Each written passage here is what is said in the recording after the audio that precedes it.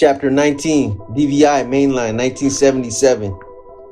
Once on the yard, I ran into Snake from Oakland and Randy from Fresno. DR, Dickie Bird, and Baba were all housed in H-Wing.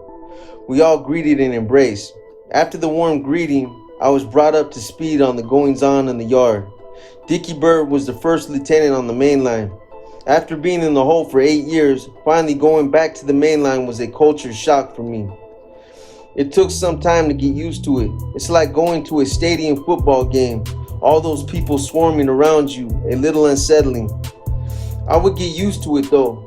I was a little nervous and very much on guard. DR was walking around the yard and visiting with the guys.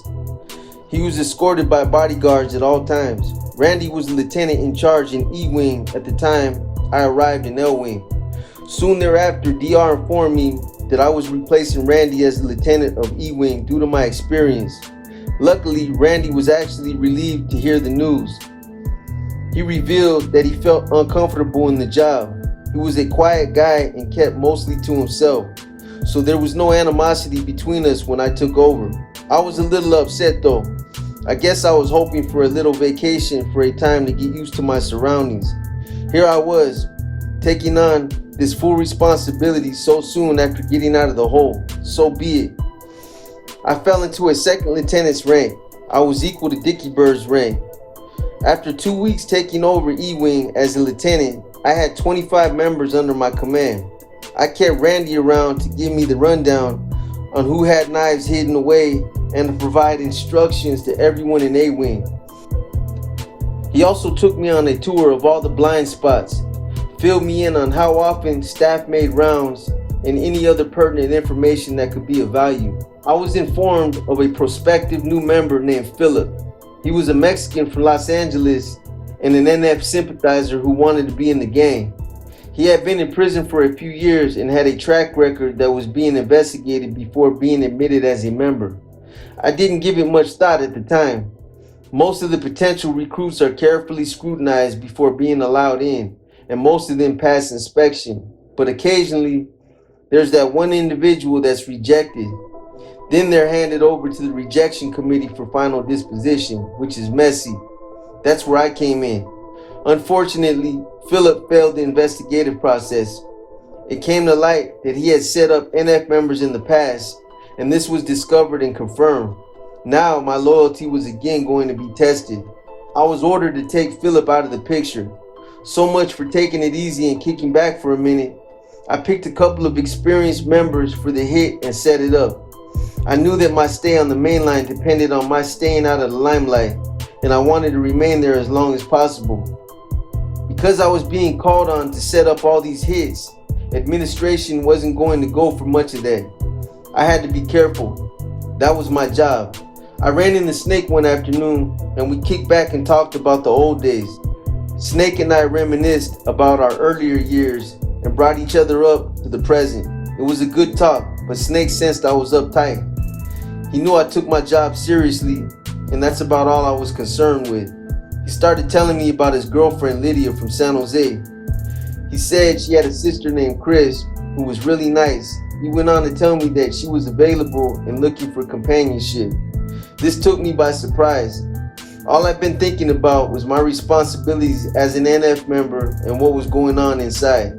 I told Snake that my job came first and I didn't really think that there was room for anything else. He went on to explain that Lydia was coming to visit him all the way from San Jose and he didn't like her coming by herself, so Chris was coming with her. The thought of being with the woman was very tempting, but I told Snake I didn't have time for any of that. There were just too many things on my mind. I didn't want to be distracted or let my guard down, even for a minute. That's just how it is when you're leading a bunch of guys and lives are on the line. So we let it go. On a Friday night, a few weeks later, all of the lieutenants of the NF were warned about a BGF hit that was going down on one of their own. It was to take place Saturday morning. When a warning like this occurs, we all go on semi-alert status, which means nobody walked anywhere alone. No less than 2 should be together at all times.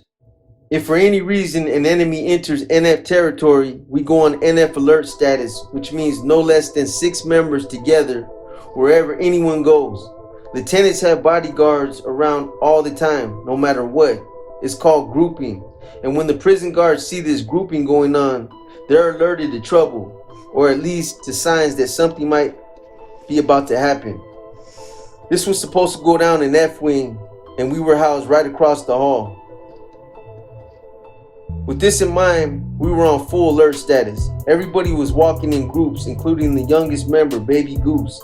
Goose was orphaned at birth, and when he got old enough, he took refuge with the NF. He's been with us ever since, and has a promising future as a leader. After lunch on Saturday, we were heading down the hallway to go back to E-Wing. Some commotion erupted in F-Wing just before we reached the E-Wing entrance. Something told me that we weren't going to make it back to the wing. That's when we saw a black guy come staggering out of F-Wing holding his chest. He stopped and leaned against the wall right before he got to us, slid down and collapsed. He was dead. That caused a mini Chinese fire. All of a sudden, my bodyguards swooped me up and we all ran like hell down the hall and into E-Wing. Anybody in the way was pushed aside and everybody else scattered to make a hole for us to get through. We didn't want to get caught up in the web of bystanders who would be rounded up and held as witnesses or suspects. We finally made it to the furthest end of E-Wing, caught our breath, and had a few chuckles over who all got their feet trampled in our retreat. It's gallows humor, a way of deflecting the scenes of violence we're exposed to, and a way of avoiding thinking about it in gruesome terms. It may seem callous, but it's a defense mechanism. Even in the face of death, life goes on.